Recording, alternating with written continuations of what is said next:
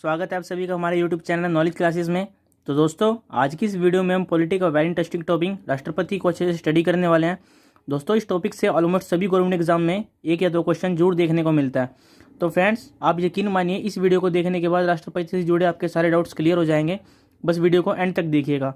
तो चलिएगा friends, start करते हैं। दोस्तों, अगर आप मेरे चैनल पर नए हैं और आपने अभी तक मेरे यूट्यूब चैनल को सब्सक्राइब नहीं किया है तो मेरे चैनल को सब्सक्राइब करें, साथ ही साथ बेल आइकन को भी प्रेस करें ताकि मेरी आने वाली लेटेस्ट वीडियो का नोटिफिकेशन आपको सबसे पहले मिले। ठीक है फ्रेंड्स। दोस्तों, हर क्वेश्चन के लिए आपको 3 सेकंड का समय मिलेगा। आप अपना आंसर नीचे कमेंट बॉक्स में भी लिख सकते हैं। ठीक है फ्रेंड्स, तो चलिएगा फर्स्ट क्वेश्चन देखते हैं।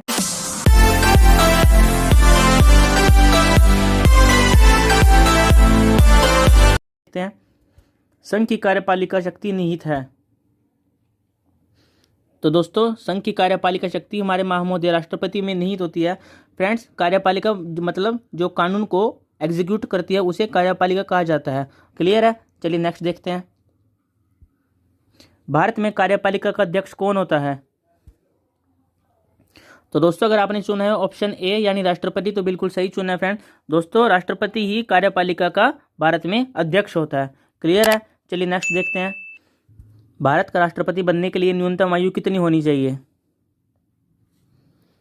तो फ्रेंड्स, भारत का राष्ट्रपति बनने के लिए न्यूनतम आयु 35 वर्ष होनी चाहिए। क्लियर है। राष्ट्रपति बनने के लिए न्यूनतम आयु कितनी होनी चाहिए? 35 वर्ष। फ्रेंड्स, अगर उपराष्ट्रपति के बारे में पूछ ले तो वह भी मिनिमम आयु 35 वर्ष होनी चाहिए। और दोस्तों, अगर हम राज्यसभा की बात करें तो राज्यसभा में कम से कम कितनी आयु होनी चाहिए? तो राज्यसभा में वही आयु 30 वर्ष होनी चाहिए। और अगर हम लोकसभा में देखें तो वही आयु कम से कम 25 वर्ष होनी चाहिए। क्लियर है फ्रेंड्स। याद रखिएगा, इस टॉपिक से एक क्वेश्चन जरूर देखने को मिलता है एग्जाम में। क्लियर है, नोट कर लीजिएगा। चलिए नेक्स्ट क्वेश्चन देखते हैं। भारतीय संविधान के अनुसार देश का प्रथम नागरिक कौन होता है? तो दोस्तों, भारतीय संविधान के अनुसार देश का प्रथम नागरिक हमारे महामहोदय राष्ट्रपति होते हैं। क्लियर है। चलिए नेक्स्ट देखते हैं। राष्ट्रपति पद के चुनाव संबंधी विवाद को किसे निर्देशित किया जाता है? तो दोस्तों, राष्ट्रपति पद के चुनाव संबंधी विवाद को उच्चतम न्यायालय को निर्देशित किया जाता है। उसके बाद उच्चतम न्यायालय ही चुनाव संबंधी विवादों को सॉल्व आउट करता है। क्लियर है फ्रेंड्स। चलिए नेक्स्ट देखते हैं। भारतीय सशस्त्र सेनाओं का सर्वोच्च कमांडर कौन होता है? तो दोस्तों, हमारे राष्ट्रपति सशस्त्र सेनाओं के सर्वोच्च कमांडर होते हैं। कौन कौन सी फ्रेंड्स? एक तो थल, जल एंड वायु। इन सभी के जो सर्वोच्च कमांडर होते हैं वो कौन होते हैं? वो हमारे महामहोदय राष्ट्रपति होते हैं। क्लियर है। चलिए नेक्स्ट देखते हैं। राष्ट्रपति पद का चुनाव संचालित किया जाता है। तो दोस्तों, राष्ट्रपति पद का चुनाव निर्वाचन आयोग द्वारा संचालित किया जाता है। Clear friends. राष्ट्रपति को 5 वर्ष के लिए चयनित किया जाता है। क्लियर है। और अभी तक सबसे लंबे समय तक रहने वाले राष्ट्रपति डॉक्टर राजेंद्र प्रसाद हैं। कौन है फ्रेंड्स? डॉक्टर राजेंद्र प्रसाद, जो लगातार 2 बार यानी 10 वर्ष तक राष्ट्रपति रहे हैं। Clear friends. चलिए फ्रेंड्स, नेक्स्ट क्वेश्चन देखते हैं। भारत का राष्ट्रपति बनने के लिए क्या योग्यता नहीं होनी चाहिए? तो दोस्तों, भारत का राष्ट्रपति बनने के लिए वह भारत का नागरिक होना चाहिए। ठीक है। वह 35 वर्ष की आयु का होना चाहिए। ये भी ठीक है। लोकसभा का सदस्य बनने योग्य होना चाहिए। यह भी ठीक है। चुनाव के समय लाभ का पद धारण करता हो। ठीक है फ्रेंड्स, ये नहीं होना चाहिए। ठीक है, क्योंकि चुनाव के समय राष्ट्रपति बनने के लिए वह किसी लाभ के पद पर धारण नहीं होना चाहिए। ठीक है फ्रेंड्स। दोस्तों, याद रखिएगा, उपराष्ट्रपति या राष्ट्रपति के पद को लाभ का पद नहीं समझा जाता। चलिए नेक्स्ट क्वेश्चन देखते हैं। भारत में किसके चुनाव में अनुपातिक प्रतिनिधित्व चुनाव प्रणाली बनाई जाती है? तो दोस्तों, राष्ट्रपति के चुनाव में अनुपातिक प्रतिनिधित्व चुनाव प्रणाली बनाई जाती है। क्लियर है। नेक्स्ट देख लेते हैं। भारत के राष्ट्रपति को किस प्रकार चुना जाता है? तो दोस्तों, भारत के राष्ट्रपति को एकल हस्तांतरणीय वोट द्वारा यानी सिंगल ट्रांसफरेबल वोट सिस्टम द्वारा चुना जाता है। क्लियर है फ्रेंड्स। चलिए नेक्स्ट देखते हैं। निम्नलिखित में से कौन अनुसूचित क्षेत्रों में परिवर्तन करने के लिए संवैधानिक तौर पर सशक्त है? तो दोस्तों, अगर आपने चुना है ऑप्शन 4 यानी भारत के राष्ट्रपति तो सही चुना है फ्रेंड। तो देखिए दोस्तों, भारत के अनुसूचित क्षेत्रों यानी SC, ST या फिर OBC आयोग भी राष्ट्रपति के द्वारा बनाया जाता है। साथ ही साथ वित्त आयोग अकॉर्डिंग टू आर्टिकल 280 के द्वारा 280B राष्ट्रपति द्वारा बनाई जाता है। क्लियर है फ्रेंड्स, तो याद रखिएगा, वेरी इंपॉर्टेंट पॉइंट्स हैं। चलिए नेक्स्ट क्वेश्चन देख लेते हैं। लोकसभा में राष्ट्रपति के द्वारा कितने सदस्य मनोनीत किए जाते हैं?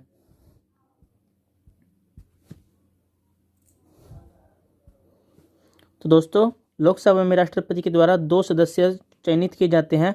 वो 2 सदस्य एंग्लो इंडियन होते हैं। ठीक है फ्रेंड्स, अगर वही राज्यसभा में बोला जाए तो राज्यसभा में राष्ट्रपति द्वारा 12 सदस्य मनोनीत किए जाते हैं जो विज्ञान, कला आदि क्षेत्रों में विकसित होते हैं। क्लियर है फ्रेंड्स, चलिए नेक्स्ट देखते हैं। निम्नलिखित में से कौन भारत में राष्ट्रीय आपातकाल घोषित करता है?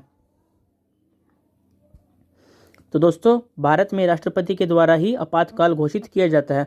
दोस्तों हमारे संविधान में 3 तरह के आपात की जिक्र किया गया है, जिसमें से एक आर्टिकल 352, एक 356 और एक 360 है। 352 आर्टिकल में राष्ट्रीय आपात, 356 में राष्ट्रपति शासन तथा 360 में वित्तीय आपात का घोषणा की गई है। फ्रेंड्स अभी तक 352 आर्टिकल में जिसमें राष्ट्रीय आपात की घोषणा की गई है, उसमें से अभी तक 1961 जिसमें चीन के विरुद्ध विद्रोह हुआ था, एक 1971 तो पाकिस्तान के साथ भारत का युद्ध हुआ था बांग्लादेश के निर्माण को लेकर, और एक बार 1981 में इस आपात की घोषणा की गई है। क्लियर है फ्रेंड्स, चलिए नेक्स्ट देखते हैं। संघ लोक सेवा आयोग के अध्यक्ष को कौन नियुक्त करता है? तो दोस्तों भारत के राष्ट्रपति ही संघ लोक सेवा आयोग यानी यूपीएससी के अध्यक्ष को नियुक्त करते हैं। क्लियर फ्रेंड्स, साथ ही साथ वो प्रधानमंत्री यानी प्राइम मिनिस्टर और प्रधानमंत्री की सलाह पर मंत्रिपरिषद, कैग,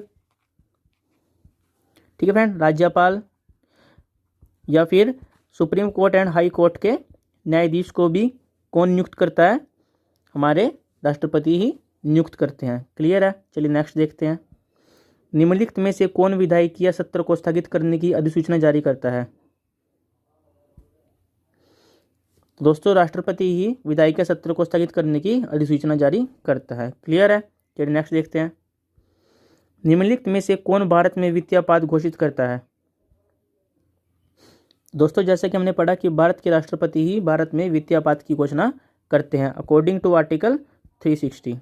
क्लियर है, और फ्रेंड्स याद रखिएगा अभी तक वित्तीय आपात की भारत के किसी भी राज्य क्षेत्र में घोषणा नहीं की गई है। क्लियर है, चलिए नेक्स्ट देखते हैं। वित्तीय आपात कितने समय के लिए लागू किए जा सकती है? तो दोस्तों याद रखिएगा वित्तीय आपात भारत में की कोई अधिकतम अवधि नहीं होती। क्लियर है, चलिए नेक्स्ट देखते हैं।